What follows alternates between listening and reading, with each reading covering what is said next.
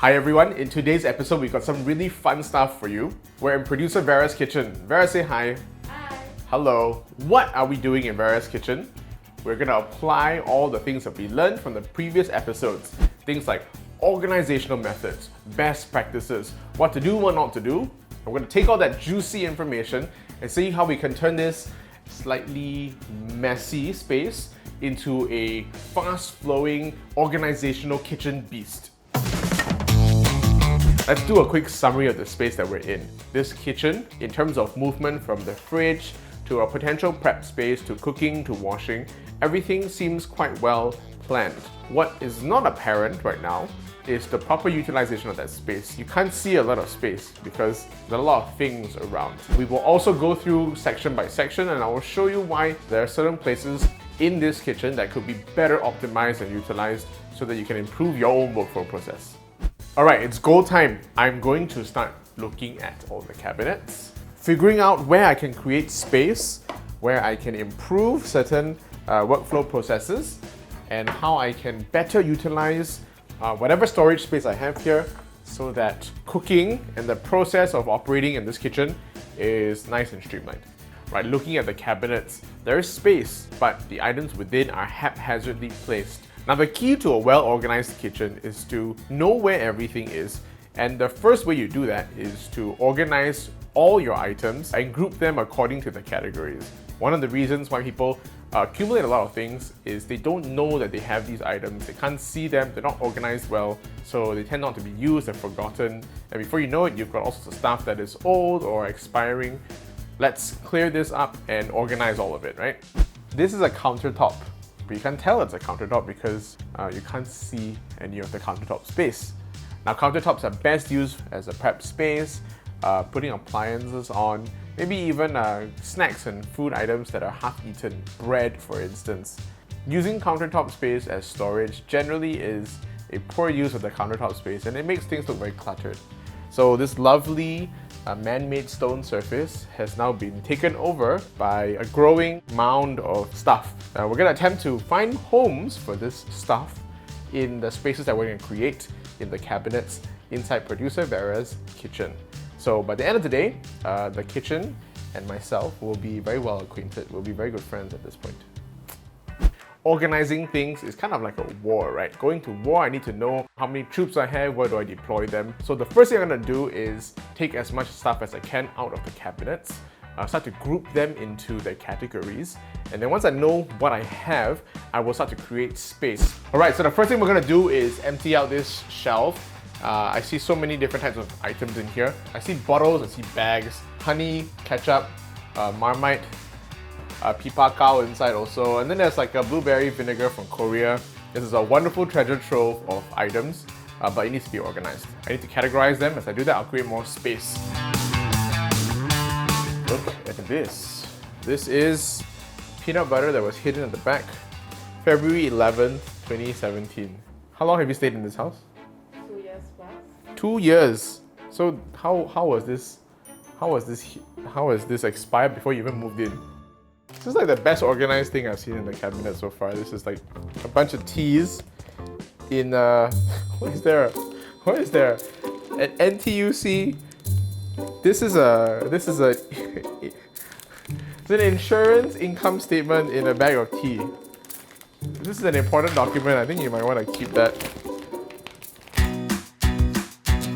So one way to tell when your dry goods have an infestation, when you can see a very fine powder inside your dry good. This usually means something is inside boring its way around, and this it's fecal matter.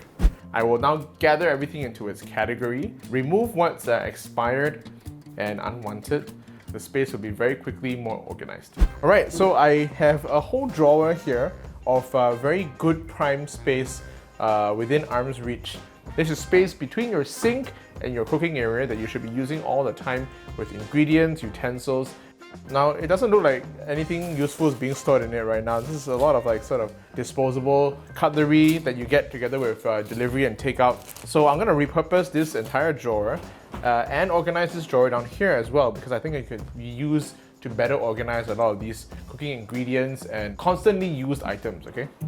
There are 19 packets of furikake here, 19. I love furikake, it's great on rice, it's great on noodles, but next time you buy, right, you finish what you have first lah. You have 19 packets of furikake, no, I cannot. And onto this precious countertop space. It's actually a really nice countertop, it's deep, it's made of a nice material, it's in a nice position. After I've taken out my ingredients from the fridge, I want a place to start preparing my food. This is a great place as a prep table before I then turn around and start cooking that on my hob, which is now covered in all sorts of stuff. As I am trying to save space here, some of the things that I can see right now that I want to remove, things like a first aid kit, as well as your stash of medications. The crucial thing here is because this countertop is one of the few countertop spaces in this very efficient kitchen. So you don't want to clutter it with things that you don't use on a regular basis and will impede your ability to prepare food using this space. Look at that. Right, countertop space, nice and lovely. I have created a space here for one of the appliances that I would like to take out and have Vera use. So this is the oven toaster that her mother brought back from Japan, and she's never used it before. I think it's a real waste and a pity. Now that we have all this space on the countertop, we can afford to have one more appliance that will be used on a daily basis. Toasting bread, warming up snacks. You know, most toaster ovens at home, the tabletop toasters have one shelf. This is two. Ta-da! This new toaster joins its appliance buddies. Air fryer, microwave, Nescafe machine, Nespresso machine, sorry, don't get me for that. Boiler, rice cooker, and toaster. These are all the essential things, all in one little corner. Very nice and tidy. My rest of my counter here is nice and workable. Say you're taking things out, you're putting things down, you're prepping, you're cutting, you put a big board down here, you have nice space to actually prepare your food items. Onto the cabinetry. As you can see, nice and tidy. I have pulled all the noodly items and placed them onto the right. Japanese soup bases here. You have your bonito stock, a little bit of dry goods in here. So generally, I like to put everything in the cabinet so that I can see all my items. I bring them up to the front and I try to align them.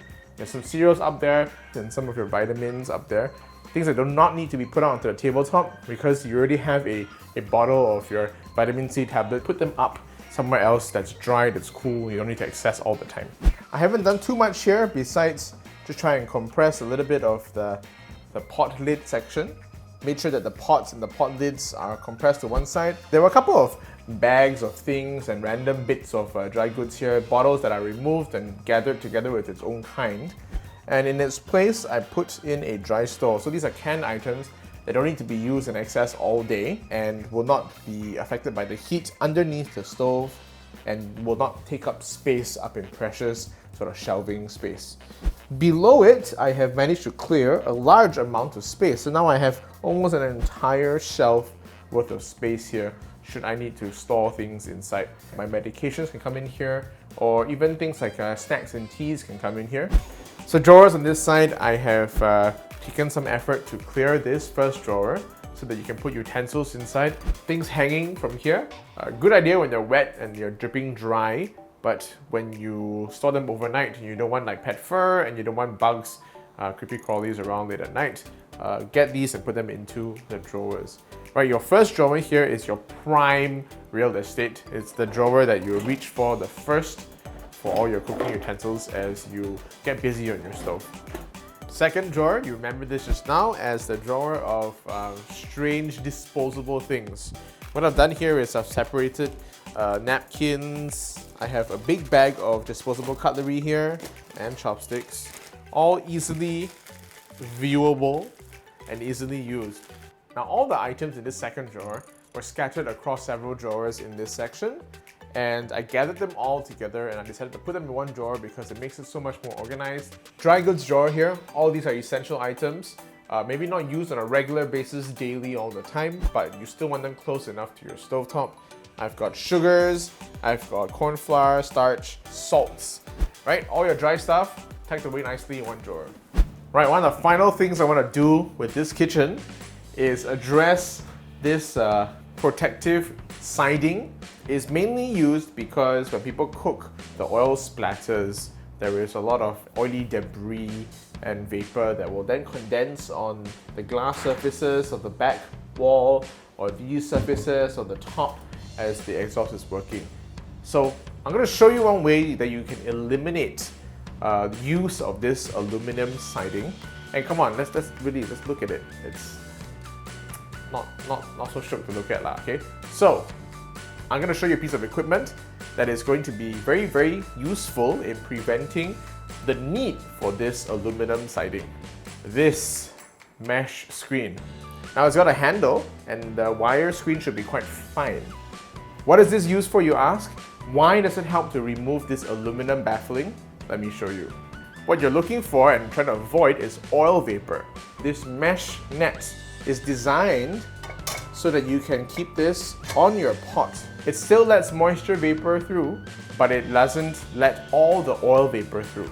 Now if I can convince producer Vera to use one of these things, these shiny screens, then technically I can remove this aluminum siding. This is the original way it's supposed to look. Correct, Vera? Yes. Do you prefer it to look this way? Yes. Is the eyesore gone? Yes, okay, very good. Alright, I also agree the eyesore is gone. Yes, you might still have to wipe it now and then. This mesh screen does remove, I'd say, about 70-80% of all the oil vapor. These items are not expensive, you can find them in a lot of shops. Now, implementing some of these organizational tips might turn your once crammed and unsatisfactory kitchen into a potentially efficient working space because you've now found pockets of space and storage all over. With better organization and better workflow, I guarantee you that your time spent cooking will be far more enjoyable and much more stress-free. Now that's all we have for you this episode. Don't forget to click like and subscribe. Also hit the bell below so that you get a notification every time we post a new video. Alternatively, you can download the Clicknetwork app and you can also watch the videos there. I'll see you in another kitchen for the next episode. Bye bye!